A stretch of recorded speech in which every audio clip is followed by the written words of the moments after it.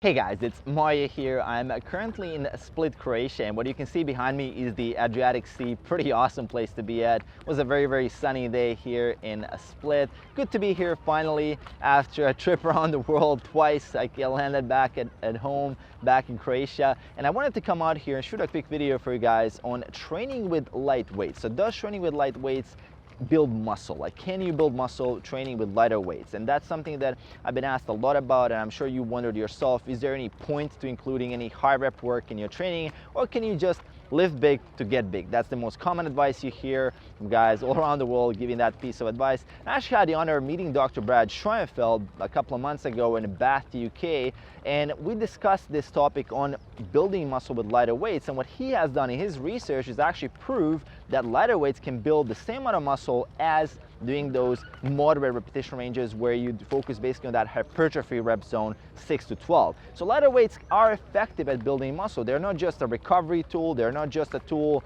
just if you can't do the moderate repetition range. They have a place in your training if your goal is to optimize your workout plan. So I mean, I recommend based on that to include at least once every 2 weeks some work in that higher repetition range, maybe 20 to 30 reps, and or at least maybe let's say one day of the week you focus on those lighter weights. And the reason for that is that those type 1 fibers that are getting stimulated by that endurance rep zone will get more developed, and they're usually underdeveloped for most guys that are doing training because we often get stuck into this low rep, moderate rep type of work. And powerlifting has been getting very famous recently, and I mean, most guys don't even, they consider everything about 12 reps to be cardio, basically. So that's kind of, I mean, we want to make sure that we train in a full spectrum of repetition ranges if we want to get full development. And that's the most logical approach that we can have currently with the amount of data that we have available to us. So want to make sure to include some of those lighter loads, and you want to make sure to take them to failure for them to optimally stimulate growth.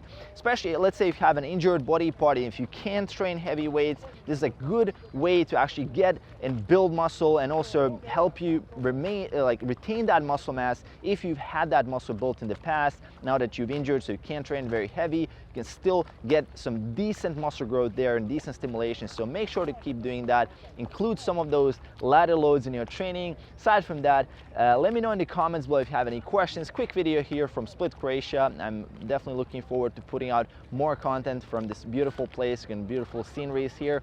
Aside from that, as I said, leave any comments you have and questions in the comments below, and make sure to hit that subscribe button below to support the channel, and I'll see you guys in the next one. Peace.